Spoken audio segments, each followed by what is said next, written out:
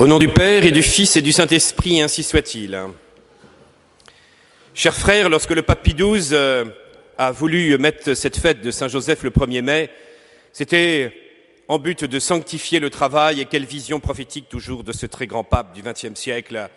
Vision prophétique face au conflit qui s'annonçait dans la société, d'un monde écartelé entre un socialisme étatique qui veut de plus en plus considérer le travail comme uniquement une vision matérialiste, un moyen de production pour l'ensemble d'une société socialiste et une répartition d'un travail sans suffisamment de liberté et de créativité, et puis un capitalisme de plus en plus sauvage dont la recherche est uniquement l'enrichissement, l'économie, développement de l'économie, et où le travail n'est plus qu'un moyen de productivité pour la richesse.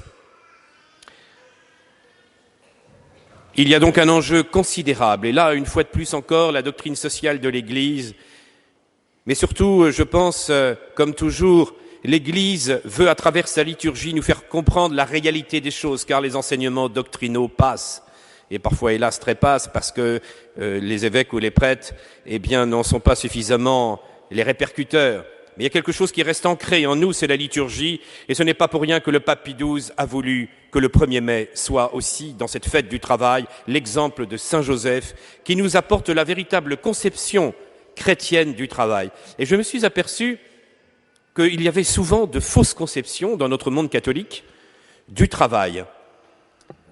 Alors, permettez-moi de faire quelques rappels rapides, j'espère être rapide, du travail comme participation à l'œuvre du Créateur, du Christ comme exemple de travail et comme moyen justement de sanctification. Le Seigneur nous rappelle que ce travail est rédemption, et puis toute la spiritualité à travers courage, charité, mission dans ce travail.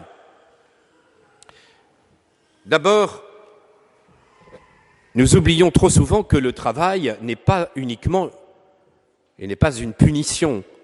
On a un peu tendance parfois à voir dans certains écrits, peut-être d'une certaine époque, ou dans certaines plaquettes de certains milieux, que le travail doit être uniquement considéré comme une punition et que la pénibilité du travail est là, avant tout, pour le rachat de nos péchés. C'est un peu plus complexe que cela, parce que nous lisons dans la Bible, dès les premières pages de la Genèse, au moment de la création du ciel et de la terre, et Dieu vit que cela était bon, « Faisons l'homme à notre image, selon notre ressemblance », et plus loin, Dieu les bénit et Dieu leur dit « Soyez féconds, multipliez-vous, remplissez la terre et l'assujettissez, et dominez sur les poissons de la mer, sur les oiseaux du ciel et sur tout animal. » Ainsi, nous voyons que dès la création, alors que le Seigneur a créé l'homme à son image, il est appelé à l'image de Dieu, de même que Dieu a agi, qu'il a créé. Nous voyons que l'homme est appelé à l'image de Dieu, à assujettir la terre, à la dominer. Et Dieu acheva au 7e jour son œuvre qu'il avait faite et il se reposa. Nous voyons bien qu'il y a un grand parallèle qui sera fait aussi non seulement entre l'action de Dieu et le repos même de Dieu, c'est-à-dire un certain recul par rapport à sa création, et le devoir pour l'homme de sanctifier le jour du Seigneur et de vivre aussi ce repos. Le travail apparaît donc dans la Bible comme véritablement un appel à un mandat divin. Cultiver la terre pour la garder. Il est dans ce jardin de l'Éden. Nous comprenons alors que l'homme devient le gérant de la création. C'est pourquoi le monde où l'homme vit porte la marque de son activité transformatrice. En donnant à l'homme toute la richesse de la création, Dieu lui montre son amour, sa confiance. Le travail, à travers cette activité humaine, apparaît comme un don de Dieu et le reflet de l'activité créatrice de Dieu. Mais on peut dire aussi qu'à partir du livre de la Genèse, le travail est une réponse à notre condition incarnée. Notre activité n'est pas purement intérieure. C'est toute notre psychologie, tout notre être qui va véritablement se réaliser à travers le travail, toute notre condition humaine, mon corps, mon esprit, toute ma personne. Et cela se réalise aussi de manière incarnée, géographiquement, en un lieu déterminé. La terre, il ne s'agit pas de toute la terre du monde, mais cette terre, là où tu te trouves aussi. L'homme n'est pas pur esprit, et le travail est l'expression de l'homme dans son espace géographique. Ainsi, nous voyons l'attachement à une terre, à une histoire, et c'est tellement important dans la psychologie humaine. Vous voyez, le pape Jean-Paul II, dans Laborens Exercens, nous montre combien le travail de l'homme est lié à son histoire, à sa patrie, à sa famille. Et que, du coup, il faut être prudent, vous voyez, dans l'idéologie actuelle d'une émigration continuelle, à la fois émigration et immigration, qui serait comme un dogme actuel. Alors que le pape, s'il comprend bien les situations de souffrance, ou quand il y a des pays où il n'y a plus aucun travail possible, mais le rêve d'un paradis économique dans les autres mondes, dans les autres pays, peut déraciner les gens de leur histoire et de leur terre et créer des conflits interminables. L'Église, dans son magistère, ne dit pas que toute forme d'émigration est absolument obligatoire et voulue par Dieu. Il y a aussi un devoir des États et des nations, et même une responsabilité individuelle des personnes, hormis des cas de persécution ou de guerre, mais une responsabilité des personnes à être attachées à l'héritage de la terre qu'ils ont reçu de leurs ancêtres, de leur histoire. Et donc il y a un enjeu très important qui devrait peut-être être un peu plus rappelé, parce que sorti de son histoire, l'homme déraciné peut être aussi cause de conflits sociaux graves.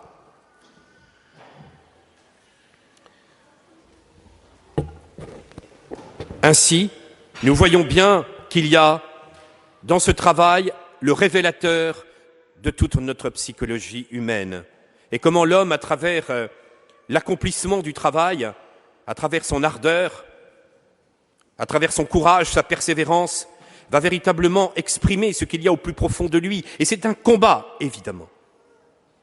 Mais nous apercevons qu'il y a cette dimension sociale, car un homme seul ne peut assujettir la terre. Il doit s'associer à d'autres hommes, participer à une œuvre commune. La Bible nous révèle donc que le travail est un facteur de socialisation, un principe de vie communautaire.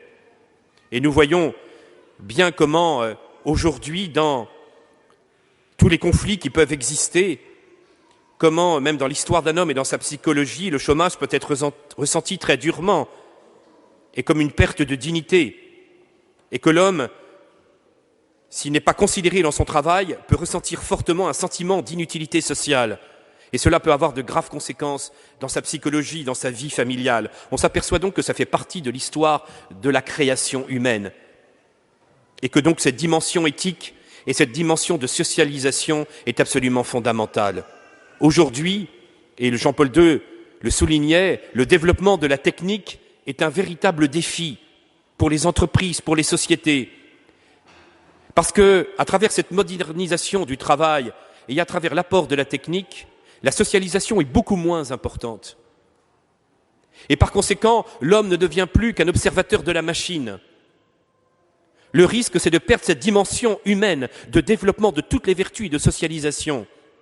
En devenant un observateur de la machine ou en étant réduit à un travail informatique qui l'isole, évidemment, de la société, il risque de s'enfermer sur lui-même et de ne plus être reconnu dans sa dimension véritablement éthique du travail, mais aussi dans cette finalité de bien commun.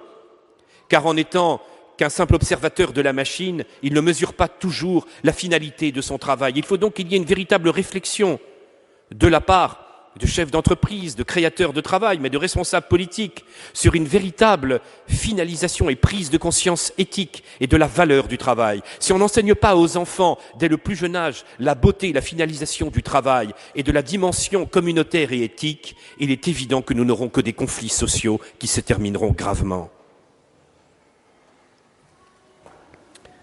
Mais nous voyons bien que dans la Bible, le travail, il est vrai, apparaît dans sa pénibilité après le péché originel.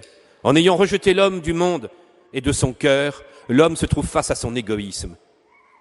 Et l'homme va devoir travailler à la sueur de son front. Ça devient pour nous, par conséquent, dans l'histoire de nos vies, une vraie pénibilité. Alors, face à cette condamnation, le fait d'être sorti de ce jardin de l'Éden où tout paraissait facile, l'homme semble donc condamné à travailler. un travail difficile. Mais si nous voyons déjà dans l'Ancien Testament ce rappel que nous sommes faits à l'image de Dieu à travers ce travail, si nous voyons bien que nous devons évidemment répondre à cette dimension éthique déjà présente, cependant, c'est le Nouveau Testament qui va nous consacrer à travers la figure de Saint Joseph que nous célébrons aujourd'hui, Père de Jésus, Père adoptif de Jésus à travers la figure du Christ, la dimension de rédemption et de sanctification du travail. À travers la vie intérieure de cet homme, Saint Joseph, à travers son obéissance à Dieu, en protégeant véritablement celui qui va apporter le salut. Le pape Jean-Paul II, dans sa très belle lettre sur Saint Joseph, Redemptoris Custos, va pouvoir nous dire que Saint Joseph participe à travers son travail à l'œuvre de rédemption.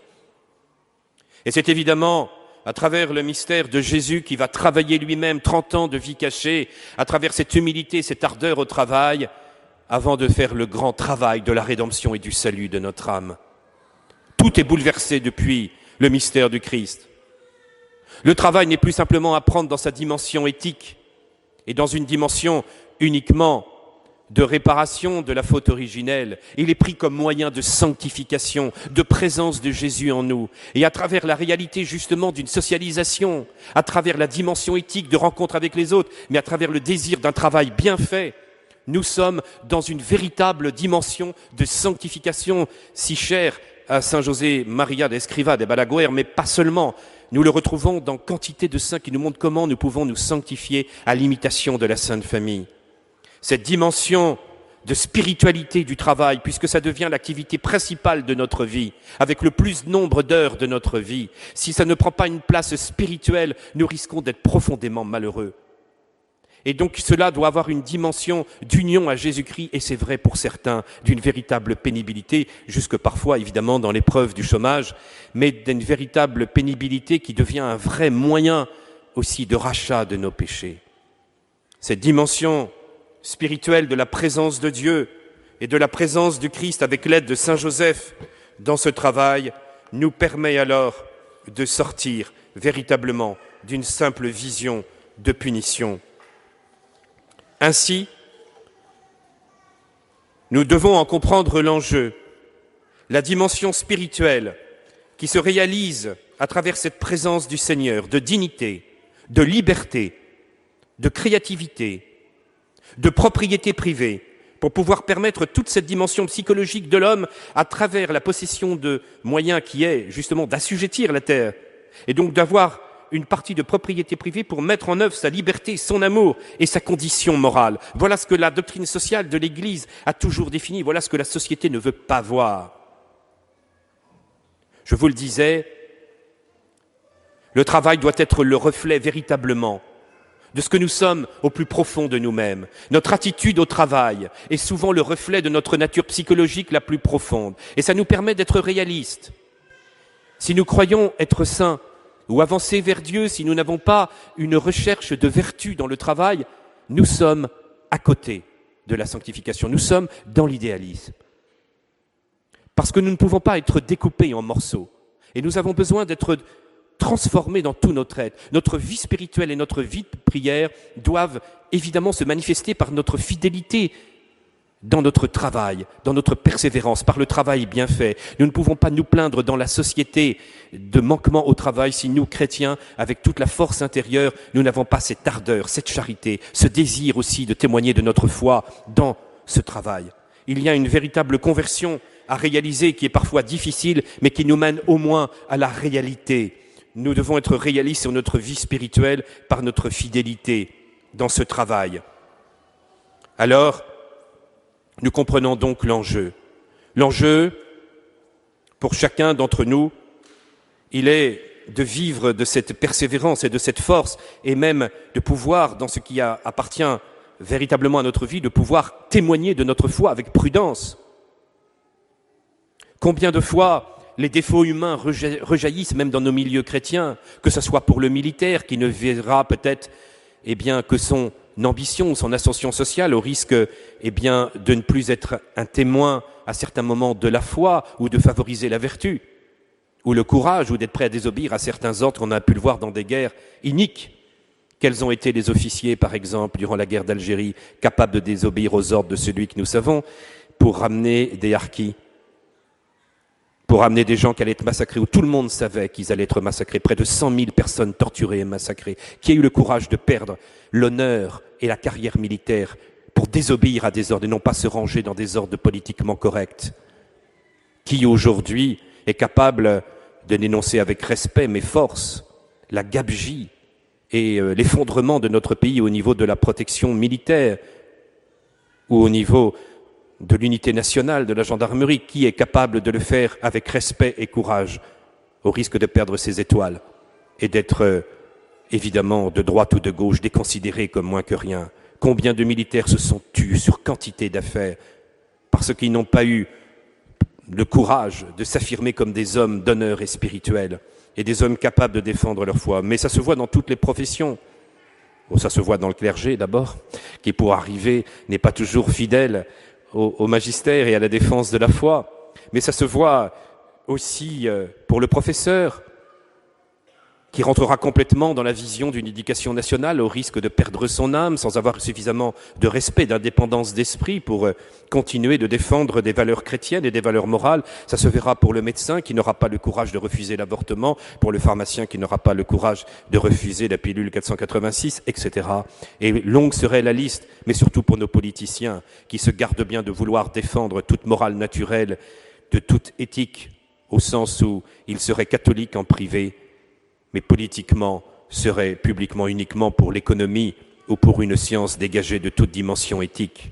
Ce manque de courage, d'unité spirituelle, l'Église le dénonce et rappelle que nous allons vers de graves conflits sociaux si nous n'arrivons pas à unifier notre vie entre charité, fidélité à notre travail, persévérance, rédemption et désir de vie éternelle. Le drame que nous avons vécu d'un capitalisme libéral qui ne pense qu'au profit, avec des employeurs qui ne pensent qu'à la richesse pour certains, et avec une dimension socialiste de ceux qui ne verraient évidemment que travailler le moins possible avec le maximum d'argent sans dimension éthique et spirituelle, nous allons vers un conflit sanglant. C'est inévitable, parce que nous sommes dans l'aboutissement d'un capitalisme libéral et d'un socialisme qui est à bout de souffle. Par conséquent, les intérêts sont trop contradictoires et cela ressort trop de la dimension spirituelle de l'homme. L'homme ne comprend plus pourquoi il devrait avoir une pénibilité du travail s'il n'est pas dans une dimension surnaturelle. La dimension éthique est à bout de souffle aussi. La dimension morale ne suffira pas de rappeler la solidarité et la valeur d'un travail bien fait et du respect. Ça ne suffira pas dans notre monde parce que sans spiritualité, un moment ou un autre, le travail devient impossible à vivre. Le problème est donc beaucoup plus qu'économique, c'est un problème spirituel et nous allons vers un éclatement total de la société qui se terminera certainement de manière sanglante parce que nous n'avons pas la véritable compréhension du travail. Capitalisme et socialisme vont donc s'affronter dans toute leur force. À nous de pouvoir témoigner aujourd'hui de la figure de Saint Joseph et du Christ. Une fois de plus, la doctrine sociale de l'Église sera un éclairage pour notre monde. Alors demandons au Seigneur, humblement, malgré tous nos défauts, tout ce que nous pouvons avoir, de demander tous les matins au Seigneur et à Saint Joseph de pouvoir nous sanctifier dans le travail et de comprendre qu'à travers cette persévérance, à travers ce lieu où nous pourrons témoigner de notre foi, de notre charité et où nous pourrons aussi réparer tous nos péchés et attendre la gloire éternelle pour vivre ce repos éternel avec Dieu. Amen. Au nom du Père et du Fils et du Saint-Esprit, ainsi se dit.